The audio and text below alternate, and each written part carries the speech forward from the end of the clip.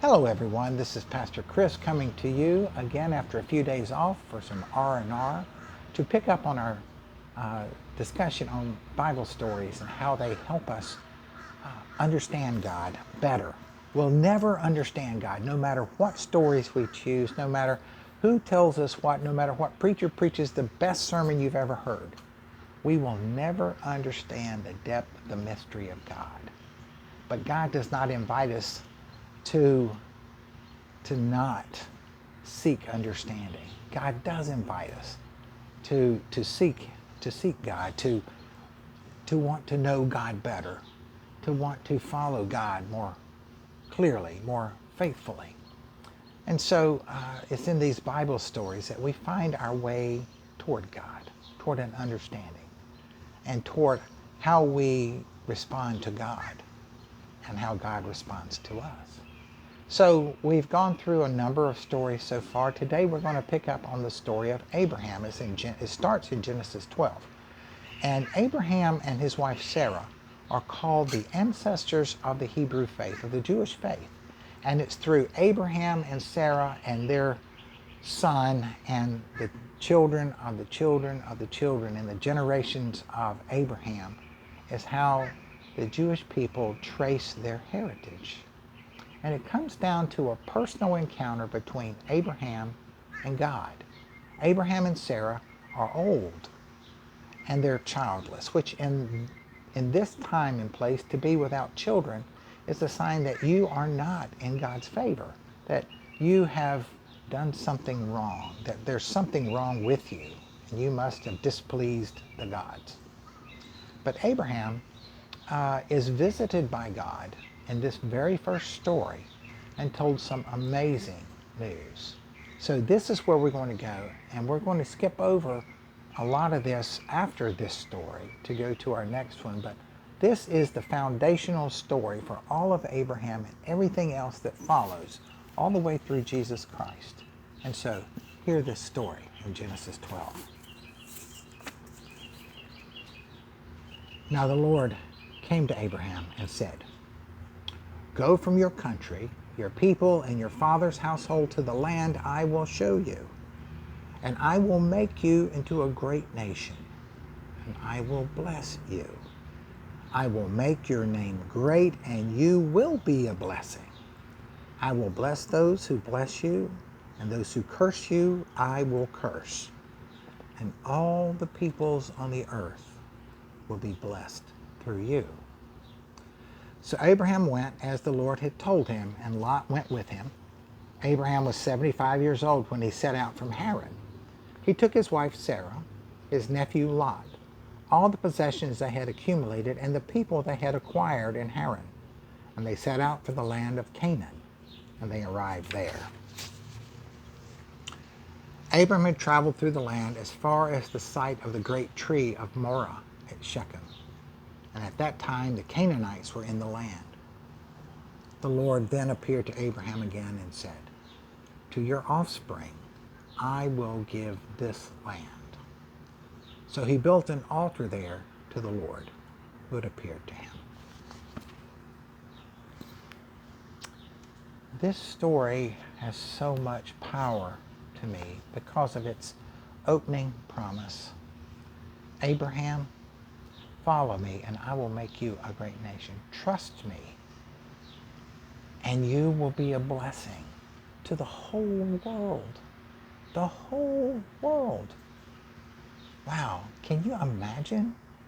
Can you imagine that? God says to Abram and Sarah that even though you're childless, I will make of you a great nation. How do you do that? Well, God doesn't specify it there, but later on he says, I will give you as many children as there are stars in the sky or grains of sand on the beach. That's how many children I will give you. Wow. Now that's a promise that only God can fulfill. But Abraham and Sarah never saw this for so long. For another 30 years they follow God. And no children.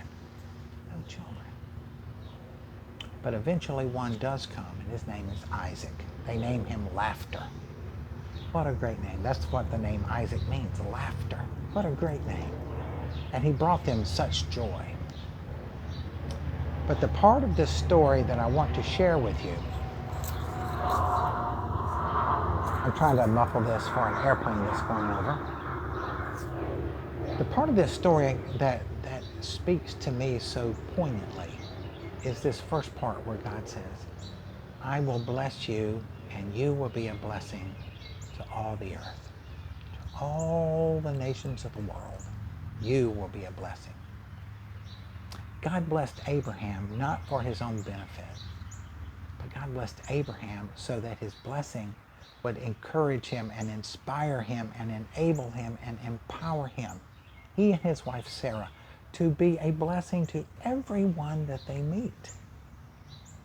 Now, the story of Abraham and Sarah has a lot of rocky points in it, particularly here in the early part where they essentially lie to some peoples whose land they go through, and not showing what we would call, that ultimate trust in God doing what God said would happen. But they kind of make it up as they go along the way. And that's how you and I are. We say we trust God, we want to trust God, and then there's times when we just don't know what to do. And we want to be a blessing. And we want to be blessed. That's all any of us ever want. My grandsons have taught me that so well. All they want to do is be loved and to know that they're loved. That's all we want from God. And so God gives us that love. God blesses us. And our response is to bless others with that blessing.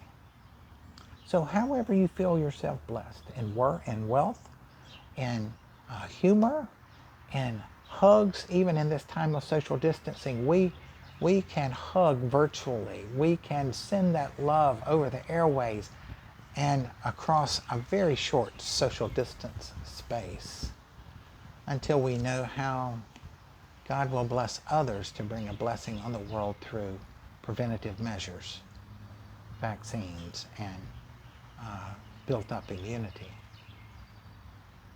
We don't know how any of that will work out yet, but we do know that God is present in the midst of this. And God has continued to bless us, even as those things that we took for granted as blessings. The places where we live, the people that we interact with, the jobs that we have, the money that comes in the mail, however we feel blessed and would have counted ourselves blessed prior to COVID-19. This time of awkward cultural shift has opened our eyes to long forgotten blessings, like our family, like time, like friendships that may have slipped by the way, and we've thought of those faces and those friendships, those relationships, as we've wondered what comes next. We've wondered how they're doing. We count our blessings in a different way now as we continue this time during this pandemic. But nonetheless, God has continued to bless you, just as God did Abraham and Sarah over their 40-some year journey with God.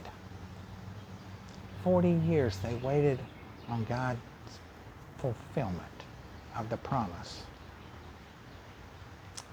But God does deliver, and God will deliver us as well. So put your trust in the Lord.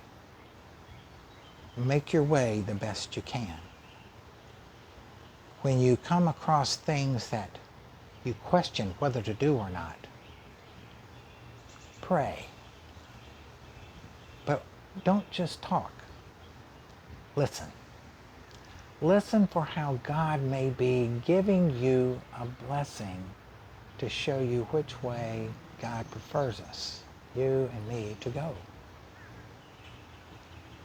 This time where we look for the blessing to the world, I ask you to consider, Don't dwell on your individual rights, but dwell on being a blessing to everyone you meet. Our time for individualization will return, where we can do what we think is best for us, for each of us. But for now, let's think about blessing everyone that we meet. May God continue to bless you today, and may you know it. May you open your eyes and your heart and see what God is doing with you, what God is doing for you. How this story helps me interpret God is that God is a generous God, giving me blessings in ways I never, hardly ever can appreciate. But they're always there to make my next step more secure. How I understand God is sometimes God's promises don't come quickly. But God encourages me to stay the course, to stay on track, and to trust, because God is walking with me. And how do I respond to God because of this story? Then I seek to be a blessing to everyone I meet in any way that I'm capable, all the time, to the best of my ability. This is a story that has really shaped my life for many, many, many years. And I hope you find a story like this one to shape yours too. Amen. I'll see you tomorrow when we pick up the story of Abraham's grandsons, one of them wrestling with God. See you tomorrow. Bye-bye now.